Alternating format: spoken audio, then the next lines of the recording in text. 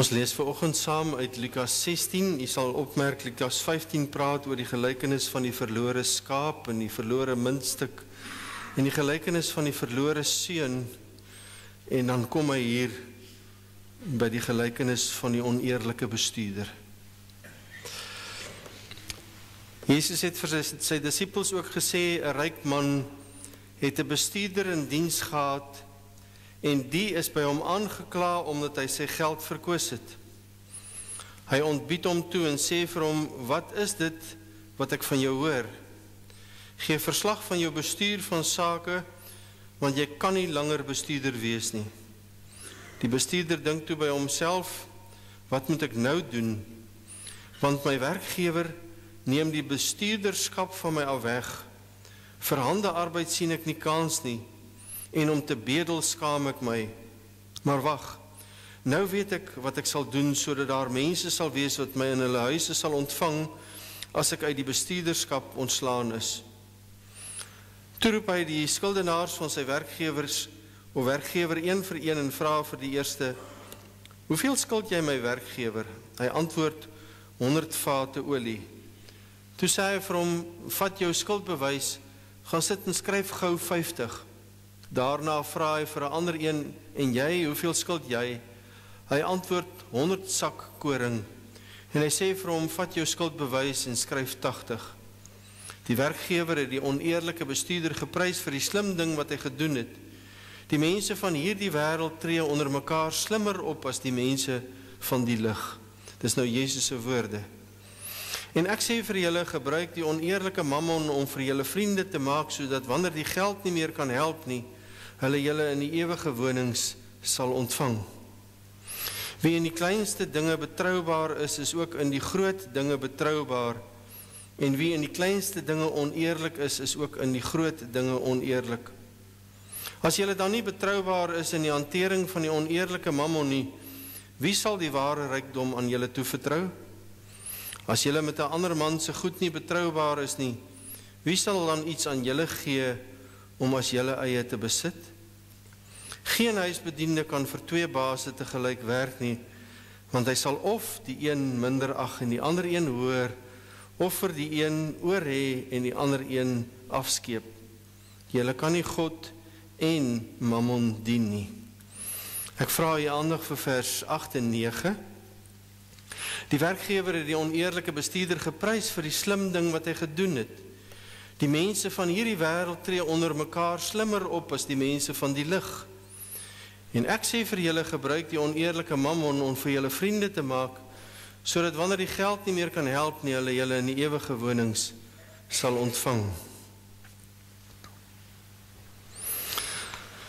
Geliefdes in ons Here, ons kom vanoggend by 'n gelykenis wat ons Here Jesus Christus vir sy kerk vertel, wat baie keer verkeerd verstaan word en baie keer moeilik verklaarbaar is. Want hoe kan Jesus goeie dinge van 'n slegte man sê, om daarom 'n skelm voor te hou as 'n goeie voorbeeld in die lewe? Dit kan tog nie werk nie. Want dit is tog so eintlik teen alles in wat die Here Jesus deur die res van die Bybel vir ons leer. Hoe moet ons dan in die eerste plek hierdie gedeelte verstaan? Vanuit die standspoor teken Jesus hierdie man as 'n skelm. Dis nie dat die man onbevoeg is vir die werk wat hy moet doen nie. Hy is onderduins. In ons tyd sal ons sekerlik hierdie man as 'n korrupte amptenaar sien of noem, wat met korrupsie besig is om sy baas se geld rond te gooi en te verkwis. En toe sy baas hoor van sy bedrywighede, laat hy hom dadelik kom en dank hom se muur daar op die plek af. Hy was waarskynlik 'n finansiële bestuurder of 'n bankier wat die rykman se geldsaake beheer het. Maar hy het sy hand net te veel oorspeel, want hy het sy hand net te dikwels in die geldlaai gehad.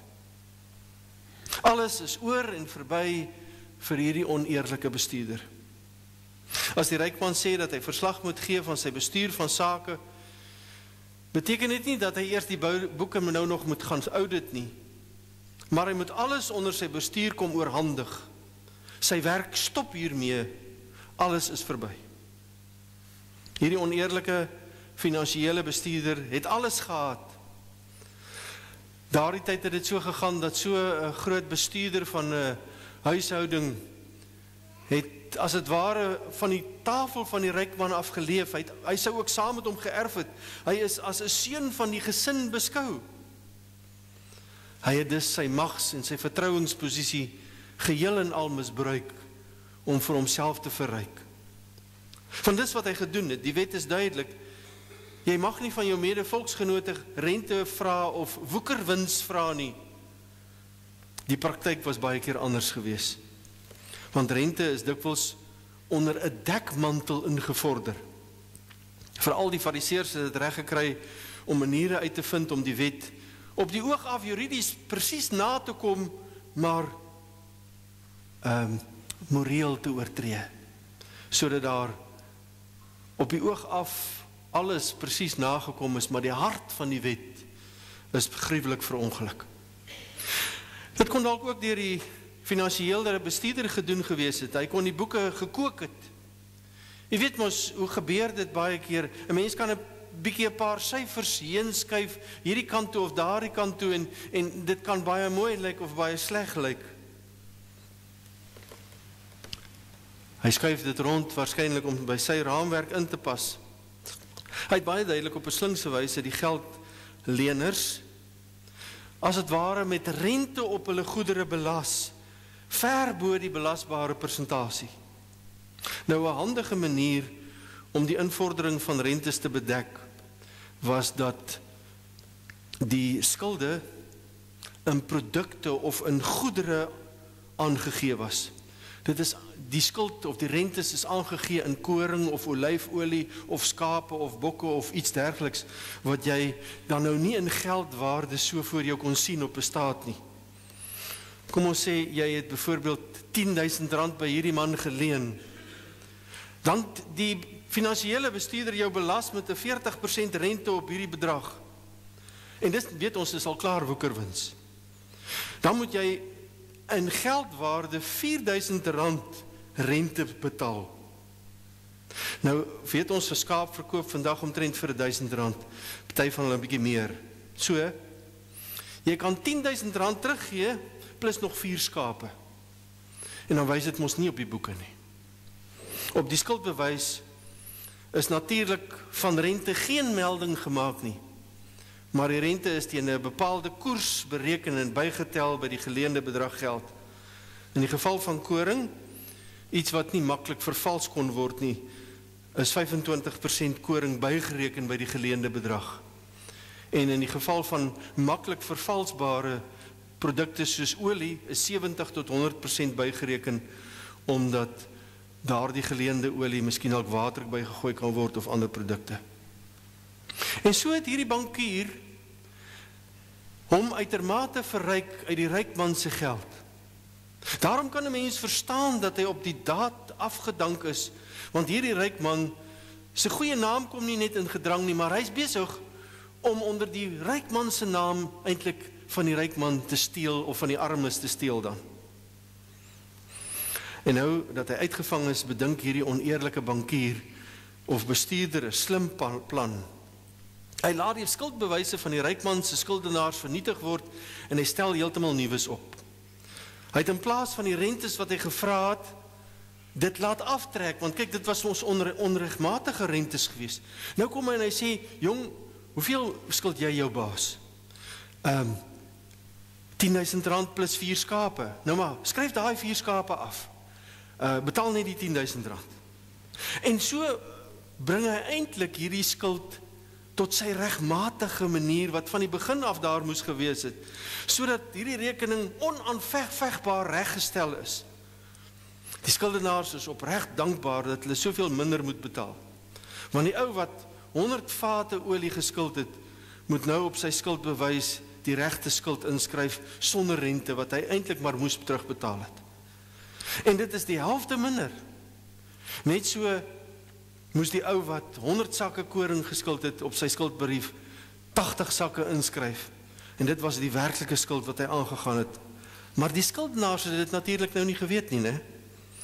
Hierin het die onregverdige bestuurder geen oneerlikheid begaan nie. Inteendeel, hy het in die kort tydjie tot sy beskikking sy bevoegdheid gebruik om die oneerlikhede uit die weg te ruim. In sy nood was hy toe tog gehoorsaam aan die wet van die Here, al moes hy dit dan onder druk doen. Maar die skuldenaars het dit nie geweet nie, en sy hoë rentes en selfverrykingsprogram, daarvan was hulle glad nie van bewus nie. Hulle het gedink die bankier is 'n wonderlike ou, wat hulle skulde so verminder, dat die ryk man dit nooit sal weet nie, en hulle wil aan hom terug 'n guns bewys. En so beding hierdie bankier vir hom 'n plek in die harte van die skuldenaars, sodat as hy op die straat sou sit, hulle hom sou huisves, kos sou gee en liefdevol sou versorg, want hy het dan soveel skuld vir hulle afgeskryf. Dis oor hierdie slim plan wat die bestuurder beraam het, wat die ryk man hom prys. Hy het sy toekoms met hierdie stap verseker. Hy het met die regstelling gesorg dat die mense hom vriendelik in hulle huise sal ontvang en dat hy hier op aarde versorg sal wees. Dis asof die ryk man vir die oneerlike bestuurder wil sê, jou ou slim derduiwel, jy het jou bas netjies gaan red. Die vraag is net, waarom sou Jesus dan sê dat die mense van hierdie wêreld slimmer optree as ons as kinders van God? En dat die oneerlike mammon gebruik moet word om vir jou vriende te maak, sodat as die geld nie meer daar is nie, ons in 'n ewige wonings kan ontvang. Hiervoor vra ek nou in die tweede plek u aandag. Hoe moet ons Jesus se woorde dan begryp oor hierdie saak? Jesus se verklaring is in die tweede helfte van vers 8. Hy hou nie die skelm optrede van die bestuurder as voorbeeld vir sy kerk nie.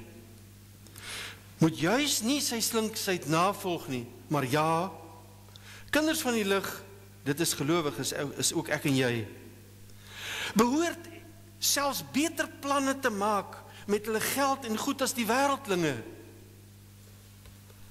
Dis wat Jesus wil vir ons vanoggend sê, jy kan self slimmer jou geld en jou goed belê as wat 'n wêreldling dit kan belê en hoe hy daarmee omgaan. Ja, die wêreld het sy Bill Gates en sy Rupert Murdochs en sy Kerry Packers wat slim met geld te werk gaan en dit oordeelkundig kan belê. Maar Jesus wil sy kinders se aandag vestig op beleggings wat ek en jy kan maak, wat die rykstes van hierdie wêreld in die skadu sal stel. Hy wil vir my en vir jou wys op 'n bank wie se rentes letterlik ver bo die rentes van hierdie wêreld uitstyg. Die oneerlike bestuurder het wêreldse rykdomme gebruik om vir hom vriende te maak. Maar Jesus sê dat ons die wêreldse rykdomme wat eintlik maar syne is, want alles behoort aan hom, ons is maar sy rentmeesters, dat ons dit kan gebruik om vriende te maak, wat ons eendag in die hemel sal verwelkom. Ek het hierdie stuk baie keer misgelees. Vriende wat ons in die hemel sal verwelkom. Wanneer ons nie meer hierdie geld het nie. Jy kan baie beter doen as die oneerlike bestuurder, wat net hier op aarde vir jou 'n tuiste beding. Mense wat ons hier op aarde met ons besittings help, sal ons eendag in die hemele dankbaar bly inwag en kom verwelkom, en daar sal hulle ons as ons vriende ontvang. In ander woorde, mense wat ons hier op aarde met ons geld gehelp het, sal vir altyd ons vriende wees in die hemel en op die nuwe aarde. Moenie blote beleggings maak vir jou aftrede nie. Maak beleggings vir die ewigheid. Dit is wat Jesus hier vir my en jou sê. Kom ons spel dit 'n bietjie nader vir mekaar uit, laat ons in harder werklikhede dit hoor. Natuurlik sal alle gelowiges in die hemel gelyk wees. Die saligmakende geloof sal almal hê. God sal ons almal eweveel lief hê. Maar daar sal ook trappe van verskil wees. Daar sal mense wees wat meer vriende sal hê as ander in die hemel, hoewel ons almal kinders van God sal wees en almal sal lief hê. Kom ons sê dat jy opofferend Bybels geborg het en die Bybels 'n stamhoof en al sy stamlede na Christus toe gebring het. As die boeke van die Bybel geaudit word, sal die hoofman en al sy stamlede dankbaarheid aan jou kom betoon. Hulle sal 'n vriendskap en dankbaarheid aan jou betoon wat hulle nie aan ander Christene daar in die hemel sal gee nie. Wat sy geld nie aan sy voorspoed en geluk geskenk het nie, maar aan die kennis van God deur hierdie Bybels te borg. Het jy ook al gewonder hoeveel mense sal jou verwelkom in die hemel? Hoeveel dankbare mense sal jy in die hemel hê omdat jy vir hulle laat deel het in jou geld en jou goed? Miskien moet ons die vraag anders omvra. Kom ek en jy dink bietjie na oor mense in ons lewens deur wie jy finansiëel of met middele dalk bevoordeel is deur hulle gawes en hulle goed wat hulle aan jou geskenk het of waarmee hulle jou gehelp het in 'n krisisuur. Ek dink ek het as predikant al soveel van mense ontvang dat ek eendag op die verwelkomingskomitee in die hemel sal wees. Ek kan my Jesus se woorde voorstel. Teens sien jy daardie vrou, sy het as weduwee jou eerste jaar studies vir jou, toe jy 'n teologiese student was, betaal. Jy ken haar nie, maar hier is sy. Gee haar 'n drukkie. En daardie ou man daar het vir jou jeugkampgelde betaal toe jy nie geld gehad het nie. Skud sy hand hartlik. En daardie ou weduwee het so getrou bygedra tot die kerkkas dat sy vir 3 maande lank jou traktement alleen kon betaal. En ek is oortuig daarvan, my broer Gerts sal een van die wees wat ek gaan bedank in die hemel vir die nalatenskap in sy boedel, sodat ek en my gesin 'n voertuig kan hê om ook my werk as predikant te kan doen. Jy sal seker ook 'n klompie name kan opnoem, nie waar nie? Trouwens, Jesus sê in Matteus 25, as ons aan een van die geringstes van hom goed gedoen het, dan het ons aan hom goed gedoen. Hoe slim is jy met jou geld? Gebruik jy dit om vir altyd vriende te maak? Belê jy dit op maniere wat vir jou rente sal oplewer vir die ewige lewe? Dis hartseer dat ek dikwels Christene ontmoet wat nie naaste by so slim is soos die Anton Ruperts, die Harry Oppenheimers en ander nie. In ons eie gemeente is daar 140 belydende lede wat nie 'n enkele sent vir die afgelope jaar in kerklike bydraes gegee het nie. Hoe dink jy, wie gaan eendag in die hemel jou vriende wees? Jesus sê, as jy nie eers met die aardse dinge vertrou kan word nie, hoe kan jy met die hemelse dinge vertrou word? Ek weet, ek het al dikwels goeie vriende verbeer in die hemel deur my selfsugtige omgang as rentmeester met God se geld en goed wat hy aan my toevertrou het. Opvallend, Jesus stel in vers 13 dat ons nie 2 baase te gelyk kan dien nie. Jy kan nie God en jou geld gelyk dien nie. Dis onmoontlik. Dis geestelik onmoontlik. Jou geld en goed moenie jou God word nie. Gebruik jou geld en goed en talente om vir jou vriende in die hemel te kry wat dankbaar bly, vir jou dankie sal sê vir wat jy vir hulle hier op aarde gedoen het. En as die Here in sy kerk niks kry nie, of daar die afskeepoffertjies, die lam en die siek diere, soos wat Maleagi in sy tyd van bewus was, en soos wat die Here sê, julle bring sulke siek goed na my toe. Nadat jy al jou rekenings betaal het, nadat jy al jou sake gedoen het, dan sê jy, miskien dalk nog ietsie oorwees vir die Here, dan sê jy dan vir hom gee. Gee jy aan die Here jou goedjies wat oor is, en gee jy sondagoggend hier in die kerk maar jou laaste klein geldjies of los geldjies vir die Here. Of is jy 'n slim belegger? Deponeer jy gereeld in die hemelse bank waar die rente ver meer as enige rentes hier op aarde is? Miskien ook sal jy vir my sê, maar dominee, ek het nou 'n probleem, want hierdie verklaring van Jesus se gelykenis lyk daarom nou 'n bietjie skeef te wees. Alles is tog genade en jy leer nou dat die mens vir homself of haarself 'n plek in die hemel kan koop. Ja, hierdie beswaar kan 'n mens ook uit hierdie gedeeltes maklik oorkom. Jesus verklaar nie die weg tot verlossing in die gelykenis nie. Hy praat immers met sy disippels en deur hulle met my en jou en met sy kerk. Hy praat met reeds verloste mense wat deur die bloed van Jesus Christus klaar gered is. Hy het al die weg tot verlossing verduidelik met die gelykenis van die verlore skaap en die verlore seun en die verlore muntstuk ensovoorts. Dis hoekom ek vir jou gewys het vooraf. Jesus praat nou met die mense wat hy klaar gevind het. En hy het 'n lang pad gekom om te vind. Hy het al die pad uit die hoogste hemel gekom om te hang in 'n kruis, om vir al ons sondes te betaal. En as jy werklik glo in Jesus Christus alleen wat jou van sondes vergewe, dan sal hierdie wyse wat jy as rentmeester met jou goed mee moet omgaan, 'n bewys wees van jou dankbaarheid vir sy genade.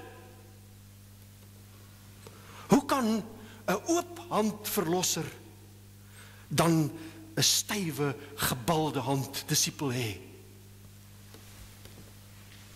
Dit word dikwels gesê dat die laaste deel van ons disipelskap wys in ons beursies. Hoe lyk jy? Is jy met jou hele hart disipel van die Here Jesus? Gebruik jy jou aardse rykdomme om vir jou hemelse vriende te maak? Is jy betroubaar as 'n rentmeester van God in die klein dingetjies hier op aarde wat aan jou toevertrou is, sodat hy groot dinge in die hemel aan jou kan toevertrou? Dien jy God of dien jy geld? Wie is jou God regtig?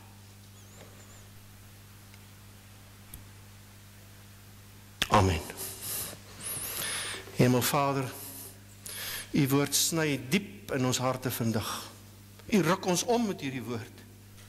Want ons was so tevrede met onsself, ons was so in groewe gewees. Ons het gedink ons doen nie sleg nie.